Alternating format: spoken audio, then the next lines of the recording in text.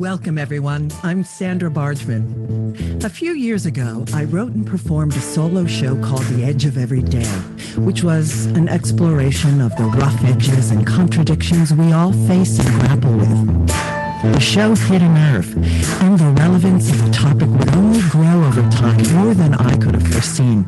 So, here we are. Real talk with real people, sharing stories and perspectives that spark provocative invitations to leap out of what's safe, on the edge of every day. Thanks for listening. Pressing down on you, no manners for under pressure. Hello, everyone. We are live in the Hive. Thank you for joining me on this, the 11th episode of The Edge of Every Day here on TalkRadio.NYC. We are starting this new year recommitted to courageous conversations and recharged to face what awaits in 2022. For those of you who are tuning in for the first time, and for those of you who don't know me yet, I encourage you to check out my bio on TalkRadio.NYC, or of course you can visit my website, sandrabargman.com, or tune into any of my previous episodes. In a nutshell, this show is about celebrating triumphs, pushing boundaries, and exploring rough edges.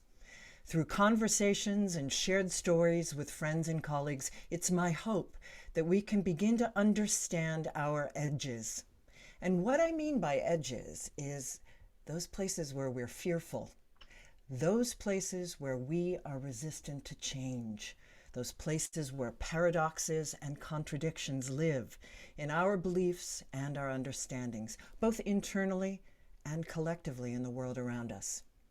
Those places we don't want to look at. Listen, we live in challenging times, but we must come to understand that life isn't black or white. It's an embrace of both.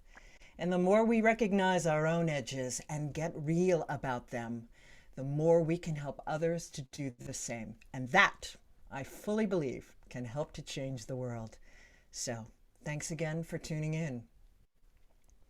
And without further ado, it's time to introduce our guest this evening. Chantal Bilodeau is a Montreal-born, New York-based playwright and translator, whose work focuses on the intersection of science, policy, art, and climate change. She founded the Arctic Cycle over a decade ago, and in her capacity as artistic director, has been instrumental in getting the theater and educational communities, as well as audiences in the U.S. and abroad, to engage in climate action through programming that includes live events, talks, publications, workshops, national and international convenings, and a worldwide distributed theater festival. She regularly speaks about the power of live storytelling to move people towards climate action in conferences and universities in the US, Canada, and Europe, and has contributed to several academic volumes, including International Climate Protection and Extraordinary Partnership: How the Arts and Humanities Are Transforming America. Awards include the Woodward International Playwriting Prize, as well as first prize in the Earth Matters On-Stage Eco-Drama Festival and the Uprising National Playwriting Competition. Her work has been presented in a dozen countries around the world. She is currently writing a series of 8 plays that look at the social and environmental changes taking place in the 8 Arctic states. In 2019, she was named one of 8 trailblazers who are changing the climate conversation by Audubon magazine. Welcome, Chantal. Hello, Sandra. It's so nice to be here. Oh, it's so wonderful to have you. I am so excited. You look wonderful. I'm just so excited for our conversation. Me So too. thank And you for... Go can I ahead. ask you, can I ask you where you are? Because this is an amazing background. Yes, please. Thank you. This is an amazing background. This is my I'm calling it my venue. It's the Plum because you can see it has purple walls. Well, maybe they don't seem like they're purple, but they are purple. But this is my venue on my property in the Catskills. And it is, totally. And it is my hope and plan to be having salons in addition to some house concerts, inviting friends up to do concerts, having, as you know, I do weddings as an interfaith minister and having some small elopements here. But primarily, my biggest goal in creating this was to have salons, and I want them to be, many of them, to be around climate change. And I am hoping that you will be one of our presenters and that we can work together in my venue up here. I would love to. I love intimate venues. You get a very different experience in when you go to like a 300-seat theater. So this is great. I'm glad you're doing this. Yeah. It's so the truth. Well, it's, it's not only about having presentations and plays, it's about having conversations. Mm-hmm. And that was the goal of these salons, the quintessential salons that were created and run by women, I might add.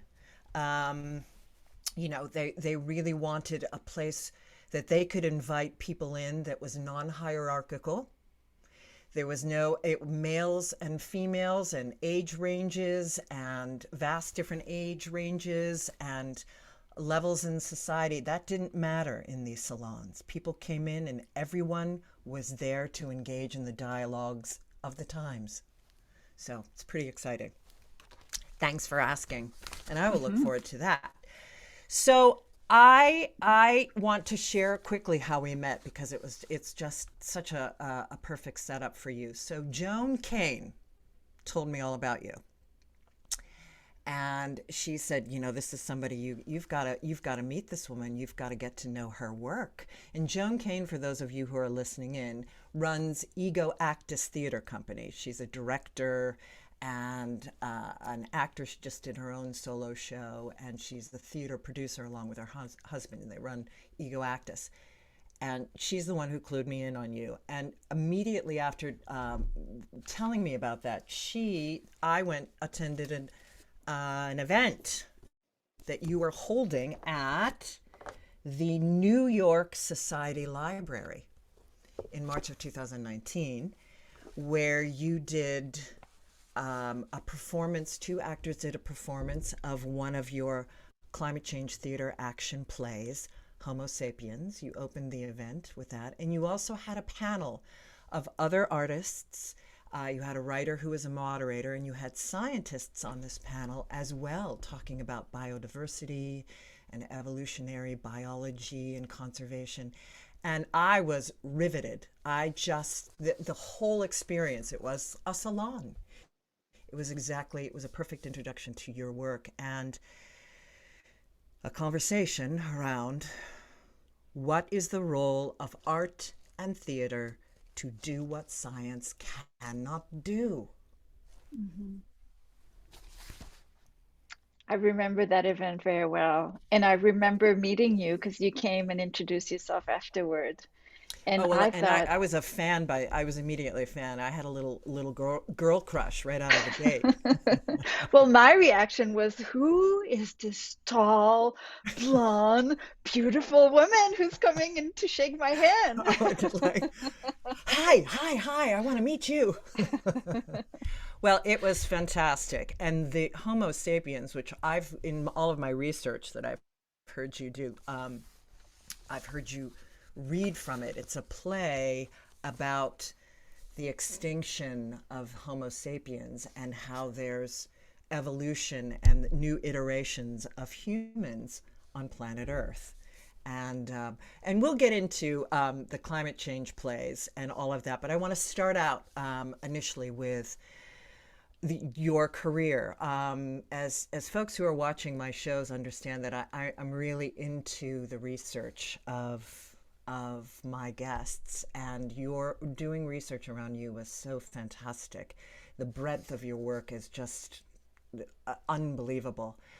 But something I learned about you is that prior to being a playwright, you were a graphic artist. That was your first career, and which shocked me for some reason. But you had mentioned that you had this self-assessing moment where you felt that you weren't making any impact. You had no impact as a graphic artist. And I've heard you reassess that impact in your life a few times in all of the interviews and the things that I read about you. And that had such a resonance for me. And the word impact in the climate dialogue, climate impact, and the impact on humans, etc. It was really phenomenal. And when I was talking with Chantal and planning this for tonight and sharing about the script, she had an evocative question for me. She said, do you think that that's a female thing to have that kind of question, self-question of whether I'm having an impact? And then she added, I, like you, don't have children. And do we think that that is an issue that women who don't have children, I think that it does. I think that there is impact. We do question that. Do you find that it's like you were looking for a way to birth a creative project that had impact on the world? Yes, and to be fair, as a graphic designer, I was probably having an impact Of that course you were. but it was not the impact I was looking for, I guess. And the way this questioning came up was because I was a graphic designer for about 7 or 8 years. And at some point in there, I took a break and I went traveling around the world with a friend. And we went to countries, we went to Africa, we went to Southeast Asia, in countries where they essentially didn't have graphic designers. Yeah. Back then, right? This is like 25 years ago. Now they would, but at the time they didn't. And I had never stopped to think about that. And it struck me as if the countries that are that have the most needs don't have graphic designers, then I'm not that useful. I'm only useful in a very rich country that is Right. set up in a certain way. And that's when this, and it stayed with me because it took another several years before I found my way into what I was going to do. But it stayed with me, and I think it has continued to evolve. And I still think about it a lot these days. It's also, in a way, one of the curses of the arts, because we are constantly asked, what is your impact? As if we could justify it in the same way as science justifies what they do, with a lot of researches and studies and data, which exactly. which is a lot harder to come around in the arts. Totally. But that's the power of the work that you do, because yes, they have all the data. And yes, they do have all the facts, but they are not getting the message out. They are not connecting with it. So again, what is the role of art and theater to do what science can't do? Politics is out in front of science. That's why they've been able to grab the narrative. You had a beautiful way of saying storytelling is a connective tissue around all of the facts. I loved that. So I think that's the perfect time we're going to get into your storytelling and how you became a playwright and how you started the Arctic Cycle when we come back after our first break with Chantal Bilodeau. Are you a business owner? Do you want to be a business owner? Do you work with business owners? Hi, I'm Stephen Fry, your small and medium-sized business or SMB guy, and I'm the host of the new show, Always Friday. While I love to have fun on my show, we take those Friday feelings of freedom and clarity to discuss popular topics on the minds of SMBs today. Please join me and my various special guests on Friday at 11 a.m. on TalkRadio.NYC. Are you a conscious co-creator? Are you on a quest to raise your vibration and your consciousness? I'm Sam Leibowitz, your conscious consultant. And on my show, The Conscious Consultant Hour, Awakening Humanity, we will touch upon all these topics and more. Listen live at our new time on Thursdays at 12 noon Eastern Time. That's The Conscious Consultant Hour, Awakening Humanity, Thursdays, 12 noon on TalkRadio.NYC.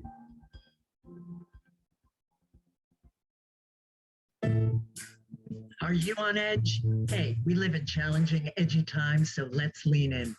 I'm Sandra Bargman, the host of The Edge of Every Day, which airs each Monday at 7 p.m. Eastern Time on TalkRadio.NYC.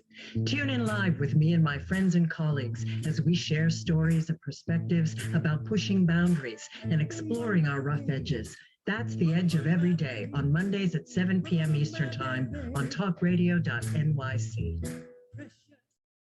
You're listening to Talk Radio NYC. Uplift, educate, empower.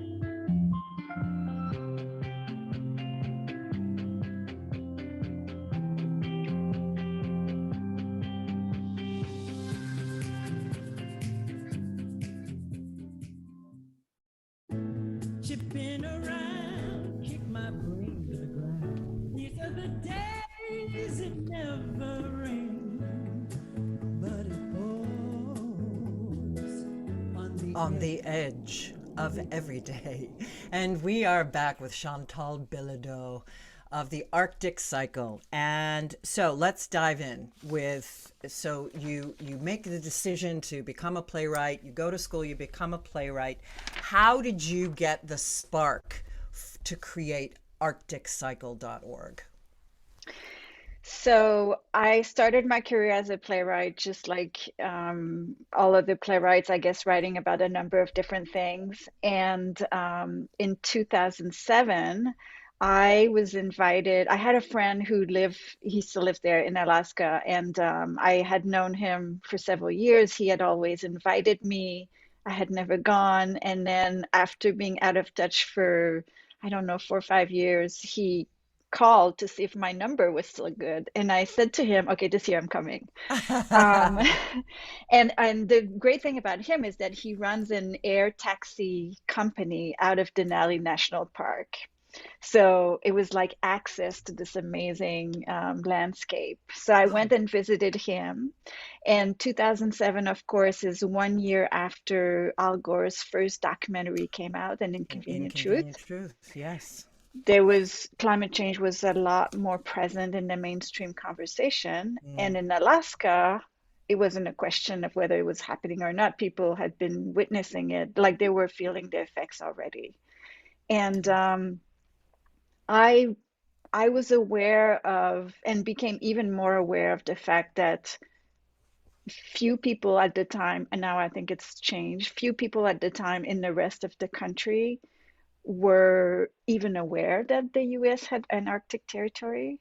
Yeah. And were not so aware of why what was happening there mattered for the rest of us.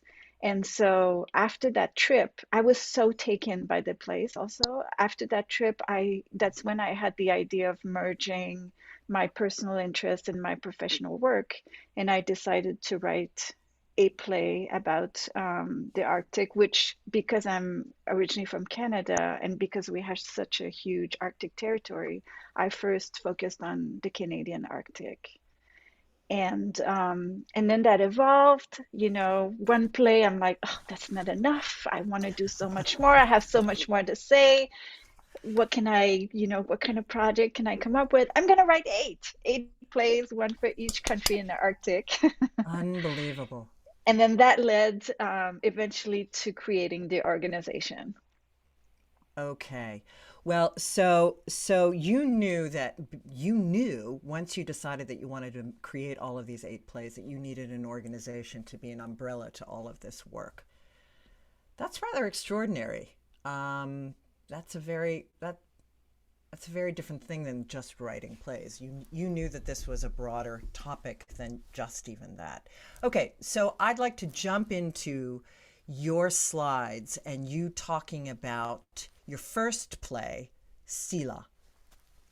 Yes, so I am going to share my screen.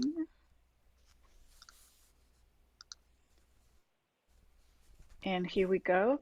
So you here, you're looking at a map of the Arctic, of the North Pole, but from the point of view of the North Pole, which we rarely see.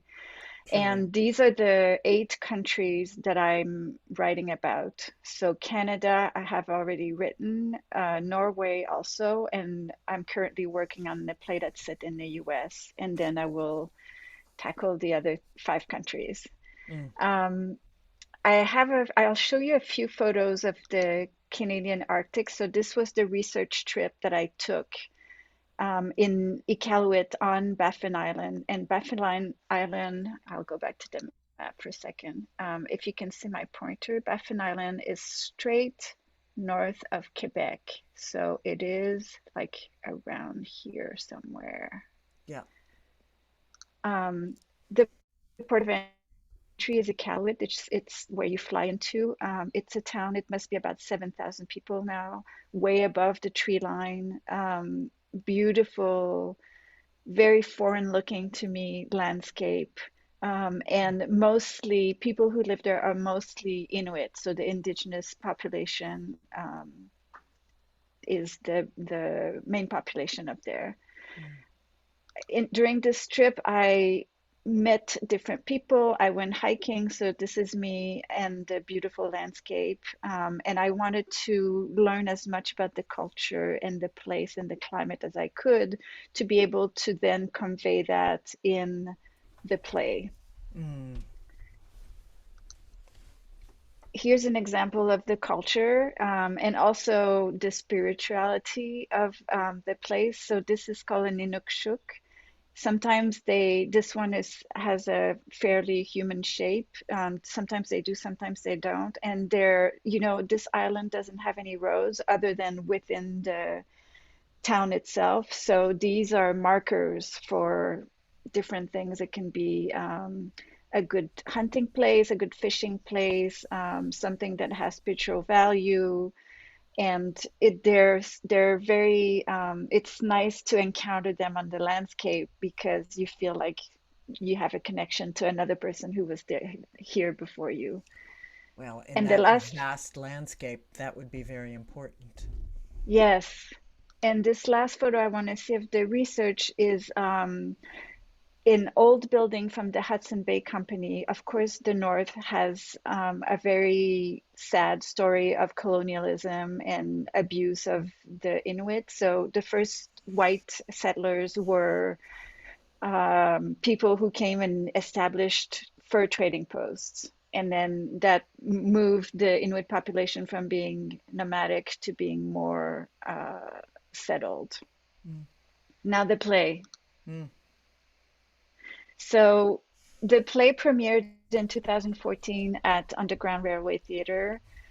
I was lucky the theater had experience with puppets, and there are 2 polar bear characters in the play, and they were able to build these amazing puppets that are 3/4 life size, so not quite life size, but almost.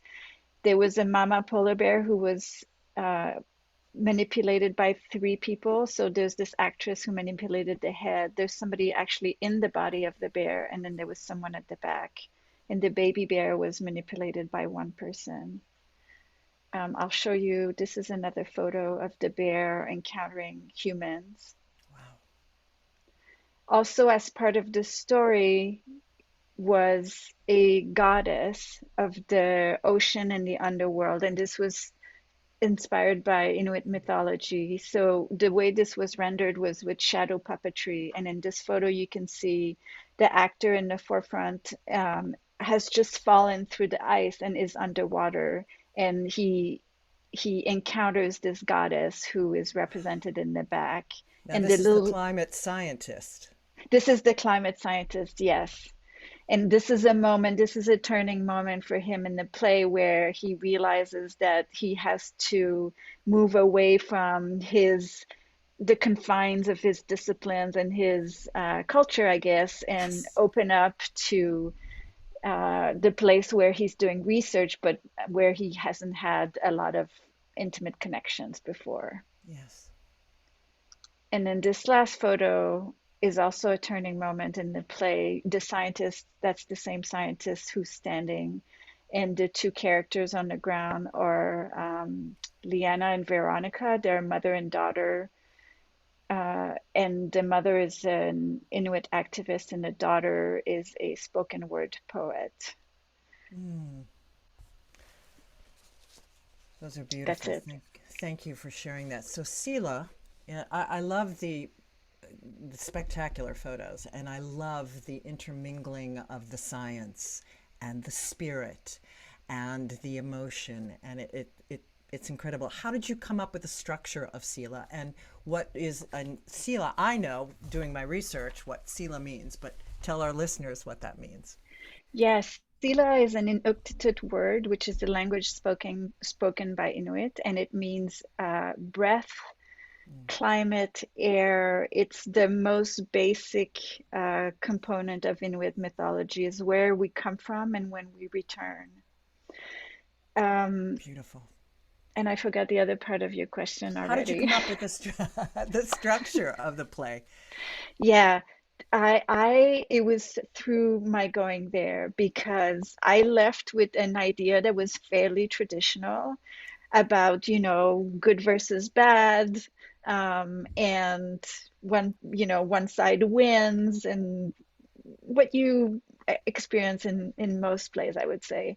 And when I got there, I realized that the most compelling aspect of what was going on in the Arctic was how everything was interconnected, and how everyone had to learn to work together and find solutions that would work for everyone. And so I set out to tell a story that represented that gave voices to many people, not just one, that showed how everybody can be right and wrong at the same time. And that captured, you talk about spirit, that put everybody on the same plane. And when I say everybody, I mean animals, I mean humans, and I mean spirits. Like everybody exists on the same plane. Yes. Breathtaking. And this, by the way, this play is published, and we will talk about all those publications later in the conversation. But we now need to take a break after that gorgeous presentation. And when we come back, if we have time, we'll talk about the other two plays of the Arctic cycle, but I may need to jump into CCTA, Climate Change Theater Action, and some of the other programs that you offer through the Arctic cycle. When we come back, everyone, with Chantal Bilodeau. I'm Joseph Franklin McElroy, host of the new podcast, Gateway to the Smokies. It airs on TalkRadio.NYC every Tuesday night from 6 p.m. to 7. Every episode is dedicated to memorable experiences in the Great Smoky Mountains National Park and surrounding areas. This show features experts and locals who will expound upon the richness of culture, history, and adventure that awaits you in the Smokies. Tune in every Tuesday from 6 p.m. to 7 on TalkRadio.NYC. Are you passionate about the conversation around racism? Hi, I'm Reverend Dr. TLC, host of the Dismantle Racism Show, which airs every Thursday at 11 a.m. Eastern on TalkRadio.NYC. Join me and my amazing guests as we discuss ways to uncover, dismantle, and eradicate racism. That's Thursdays at 11 o'clock a.m. on TalkRadio.NYC. Are you a small business trying to navigate the COVID-19 related employment laws? Hello, I'm Eric Sauber, employment law, business law attorney, and host of the new radio show, Employment Law Today. On my show, we'll have guests to discuss the common employment law challenges business owners are facing during these trying times. Tune in on Tuesday evenings from 5 p.m. to 6 p.m. Eastern Time on TalkRadio.NYC. You're listening to Talk Radio NYC at www.talkradio.nyc, now broadcasting 24 hours a day.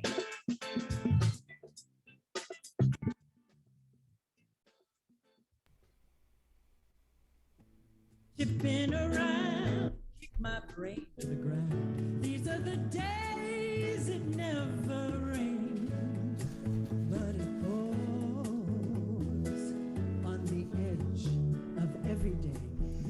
And we are back with Chantal Bilodeau. And I just want to make a quick announcement on, for those of you who are just hearing the audio and you can't see those slides, you can't see the live streaming or the replay on Facebook. Chantal has a YouTube channel, and there are many presentations where she is sharing the slides that she just shared and more on her YouTube channel, which is Climate Change Theater Action is her YouTube channel, as well as her website. And I'll reiterate that again at the end of the show. So just your second play, I do want to touch on. Your second play was Forward, and it took place in Norway. And your third play, No More Harveys, I love that name, is to debut in Alaska soon, yes? Yes, April 1st in Anchorage in Alaska at Cyrano's Theater. Are you planning to be there? Absolutely. I will be there. I will be there for part of the rehearsals too, and I will be there for opening night. Excellent. Come on. I'm everybody totally come. thinking about it. I am totally thinking about it. I want you to know I've never been to Alaska. And all of my research and listening to you talk and the excitement around Arctic Cycle and understanding the breadth of it is just incredible. Okay, so you've worked on these plays and you're producing these beautiful plays and coming to this idea about how you want to do 8 of them. Then you have this reassessing moment, this impact moment. And thus was born CCTA, Climate Change Theater Action. Please tell us about the birth of that and what it is. Yes, Climate Change Theater Action came out of a conversation between Elaine Avila, who's a playwright in British Columbia, Roberta Levitov, who runs Theater Without Borders, and Karen Svich, who started No Passport Theater Alliance, and is also a playwright. And someone asked me, this was just before COP21, the Paris Climate Conference. Someone said, what do you think needs to happen now, talking about the theater? And you know, I was working on these plays. It takes forever to write them, even longer to produce them. I can only offer my own perspective. And I said, we need to have a lot more playwrights write about these things.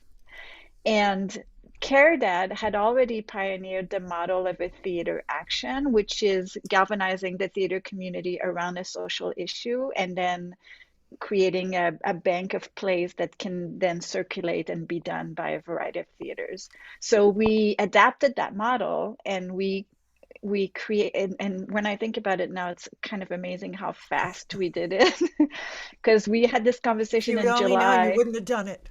Yeah. And we created the first Climate Change Theater Action in 2015. And the model is we commission 50 playwrights from around the world. So all inhabited continents are represented. They write a 5-minute play based on a prompt that we give them, which changes every time. And then we take this collection of 50 plays and we made them available for free during a time window, which is in the fall every other year. And we say to people, present something, do something, present an event. And as part of your event, include an action. And you get to define what that is. And you can include other materials from local artists. You can do music. Some people will have an exhibition of visual arts at the same time. And they do action like writing letters to representatives, donating to tree planting organizations. Like they get to decide what is most meaningful to them. Okay, so how did you find these playwrights? When every time you've said we find 50 playwrights, how in the world did you get 50 playwrights to come together? And what's the ratio of women? I remember you talking about the ratio of women and people of color that are involved in these plays. The first time there were four of us and we all had our own networks. So in pulling our networks together, we managed, to find 50 playwrights.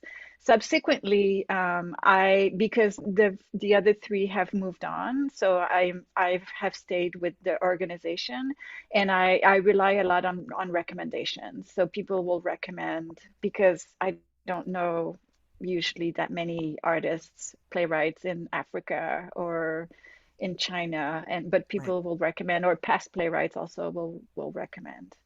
And what am I Women answering? and people of color. The ratio. I have a very narrow. It's all good. The mind is a terrible thing to lose. I'm with you. I'm completely with you. Can only concentrate on one question. I have notes. At the same time. So women, yes. We have always had at least 50%, if not sometimes 60% of women on the roster. Awesome. And also, which is as it should be for climate change, for Mother Earth, absolutely, quite frankly. Yes. And I don't remember the exact numbers for people of color, but it's also a high number. I think it's 40%, sometimes 50%, something like that, depending on the year. Absolutely fantastic. Because we invite people, we have control over the balance. So we make sure that there's a lot of representation. Well, it just seems like a huge amount of number of playwrights, but I'm sure doesn't feel that way to you. But when you said 50, I was like, wow, that's a lot. That's fantastic. Has it grown? The number grown through the years? So actually, before you answer that, so it's every 2 years. You did this in 2015, and the first year, what was sort of the overarching? Did it have it didn't have a prompt that year, correct? Am I remembering in my research? Okay. Yes, no prompt that year. So 2 years later, you did a compilation of those plays.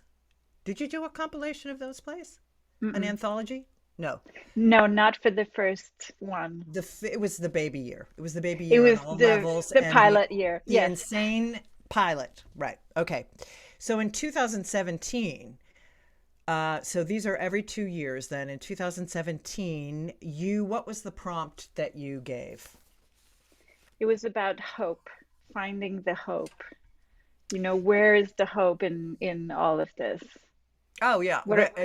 Where is the hope and to the overwhelm that people feel in addressing? I mean, I know that going to Al Gore's climate reality training in 2017, there was a lot of focus on how do we pull people out of overwhelm about the magnitude of the problem so they don't shut down and they can stay connected to hope. And of course, when Harriet Sugarman was on and we talked about you, we talked about hope as well. So I have that book. That was you were working on when I met you, 2000, and I have that book, that anthology. You were working on just looking for your playwrights for the 2019. Uh-huh. Yeah, and which was Lighting the Way. Yes. And then in 2021, recently at Glasgow, the COP26 at Glasgow, and did you find that there was any change in due to your numbers? I know your data in 2019 was pretty awesome about the number of people. What is the data for your climate change theater action? 2019? Yeah, 2019 was our biggest year. We had about 225 events in, I think, 25 countries and reached like 25,000 people. It was, and awesome. It's amazing because every one of these events is fairly small. Like nobody's filling out a stadium, they're right. the biggest event maybe have a couple hundred people, but usually it's 50, 60, but it adds up when everybody does it at the It same adds time. up. And I think, Sam, do we have time to play that, play the fabulous clip? The official trailer. Yes, yes. So we can play it in this section. The official trailer for Climate Change Theater Action, which you can find and replay on their YouTube channel.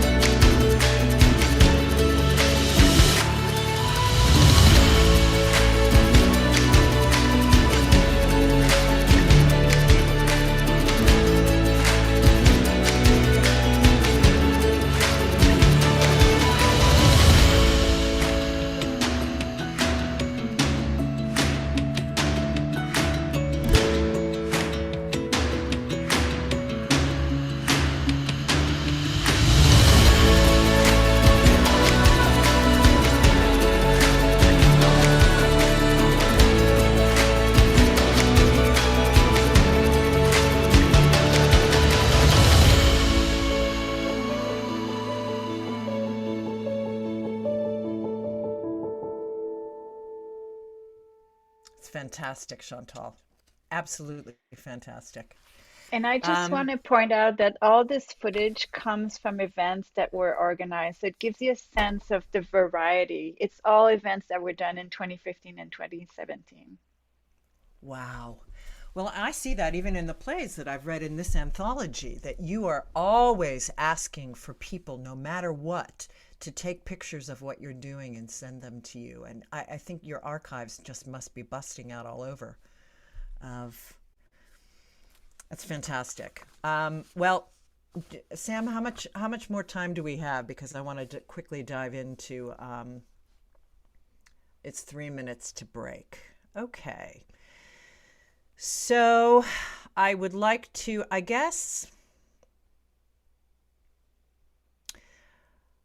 I'm gonna send people to your website, climatechangetheateraction.com, and it's also your overarching one is the arcticcycle.org, where the list of your different other programs are. You have, which we'll get into in the next round, but I'll just list them off now so we can be thinking about them.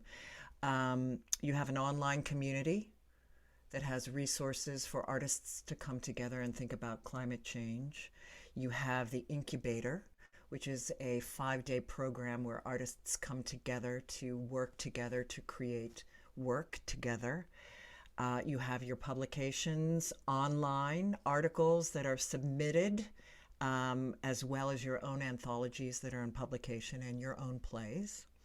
And you have online meetups between in the Western Hemisphere and the Eastern Hemisphere. Just the breadth of your work is amazing, Chantal.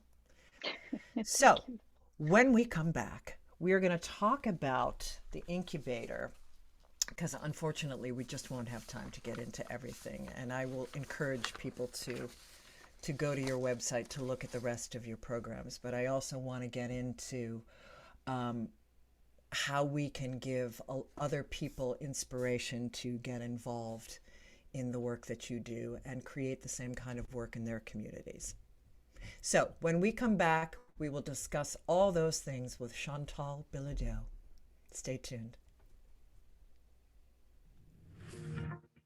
Join us every Tuesday at 4 p.m. Eastern for The Mind Behind Leadership, where we focus on what leadership really means to us and to others. We have practical discussions with the CEOs of some of the world's largest companies, owners of small businesses, and experts in psychology and behavior to get that inside track, what to do, what to avoid, and what really happens. Join me, Graham Dobbin, at the new time, 4 p.m. every Tuesday for The Mind Behind Leadership, here live on TalkRadio.NYC. Hey everybody, it's Tommy D, the nonprofit sector connector, coming at you from my attic. Each week here on TalkRadio.NYC, I host a program, Philanthropy in Focus. Nonprofits impact us each and every day, and it's my focus to help them amplify their message and tell their story. Listen each week at 10 a.m. Eastern Standard Time until 11 a.m. Eastern Standard Time, right here on TalkRadio.NYC.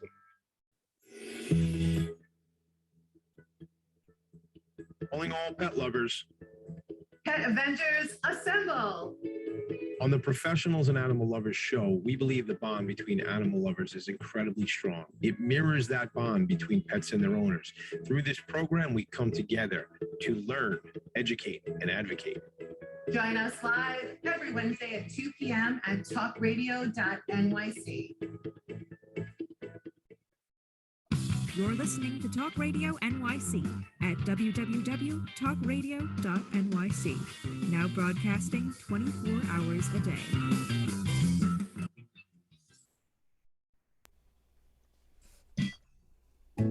Chipping around, kick my brain to the ground. These are the days it never rains, but it pours on the edge of every day. And we are back with Chantal. I said that I wanted to talk about in a little bit more in depth about some of these programs, but I'm actually going to switch gear to what I have planned for this section, because I think it brings in, your programs are so fantastic, but because they're on your website, people can go and check them out. The incubator, and they're for theater artists and work with theater resources.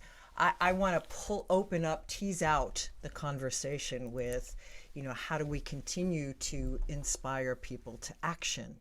And how do we continue to really push this dialogue in a bigger way with those in our lives? And I'd like to start with you reading your monologue that was from the first play that you wrote for CCTA, Climate Change Theater Action, in 2015. Yes, yeah, happy to. So this monologue is called Mother. Look at me. Why won't you look at me? You were such a surprise. No one was waiting for you. No one was expecting you. The idea of you hadn't even crossed my mind. You just showed up one day out of nowhere, a fully formed, a little beast with its own will, ready to take the world by. I should have seen it coming, of course. I should have realized when you crawled out of the ocean that something was happening, that something had been set in motion. But the truth is, it was all random. A little mutation here, a little mutation there, and boom, there you were, with your big head and your big brain, so proud of yourself as standing on your own 2 feet. Such a miracle. Somehow, in the space of a geological flicker, chaos organized itself into you. Why won't you look at me? Then one day it was time for you to spread your wings and make the world your own. And what a day that was. Drunk with your own power, you heard and saw and tasted. You experienced and learned, invented and discovered, organized and cataloged. It was exhilarating. I watched you grow innocent and carefree, incapable of even imagining that, well, maybe that would have made a difference. We used to gaze into each other's eyes, remember? From dusk to dawn and dawn to dusk, I held you close and we lost ourselves into each other's mystery. That was before you started calling me mother, before there was anything to call mother.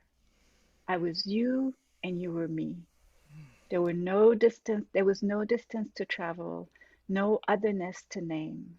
It was our version of Eden, our own little paradise. You know, maybe the proverbial apple wasn't plucked from a tree. Maybe it was extracted from the ground. Look at me. I wish you would look at me simply, without guilt or shame. I may be sick. I may be oozing thick black blood, but I'm not angry. I know you.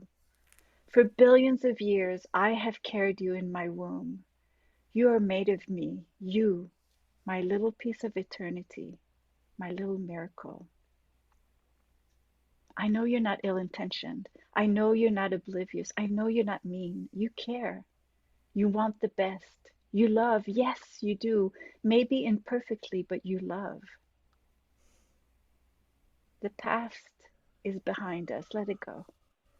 And the future is forever hidden in the double helix of a cell. But now is here. Now is us. Now is our time for forgiving what has been done, for rediscovering what has been lost, for healing what has been hurt.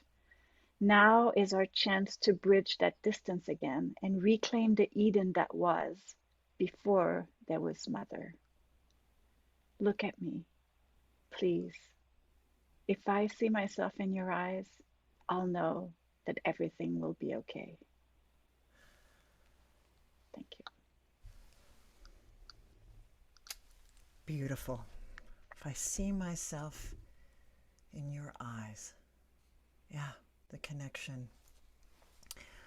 That's so powerful, that giving her life, giving her voice, turning her, she's a living, breathing entity. And that is the power, the emotion that we are talking about, the connective tissue between these facts. You've woven the facts into that monologue so beautifully, along with the emotion. It was looking at the earth as a mother, like As we literally. think of, well, some of us think of her that way. Yeah. And some of us do think of her as a living, breathing entity, but for the people that may not, this is extraordinary. And I wanted to move away a little bit from, we often say, oh, the earth is angry at us for what we've done and for what's happening. And I wanted to try to move away from that and have the earth express maybe disappointment or sadness as opposed to anger. Because anger provokes like if you want to push against it. But sadness is a way to move forward, to move towards somebody, I think. And I was hoping that, Absolutely. yeah. Well, and like a mother's love for children who have done wrong by her. That she still has compassion and she understands those choices. And I told you I was this is the perfect example of, I told you this story. When I was talking with my husband this morning, putting together all of my notes from doing research on you, I turned to him and I asked him, what do you think is, and my husband is a scientist and he works in the environmental field. What do you think is the most important thing to move the dialogue forward for climate change? And, he thought about it, and I'm thinking of, all the ways that he might go. And he says, voting.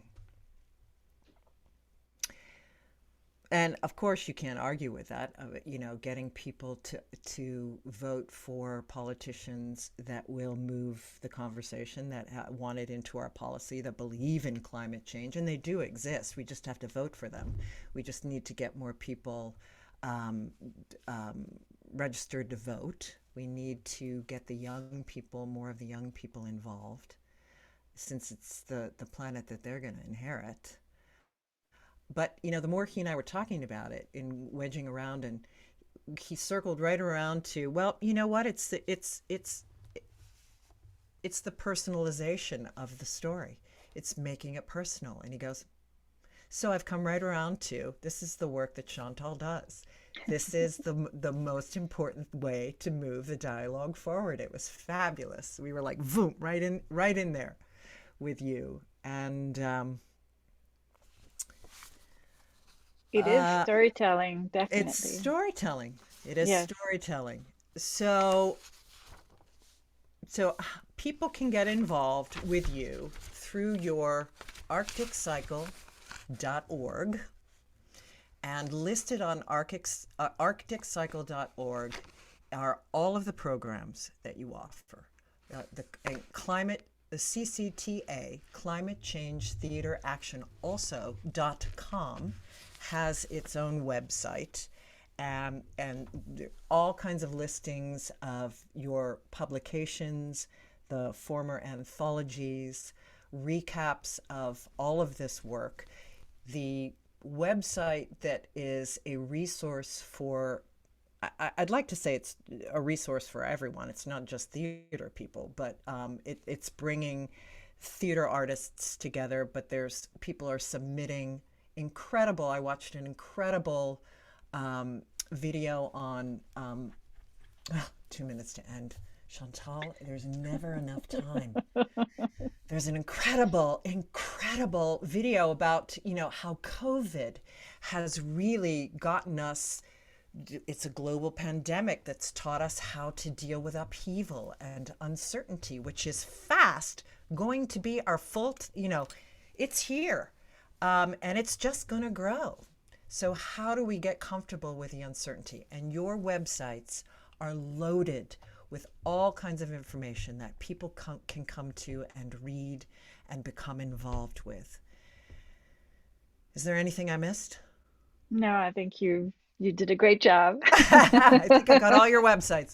Yes. Well, I just thank you so much, and I just feel like we've touched the tip of the proverbial Arctic iceberg in our conversations.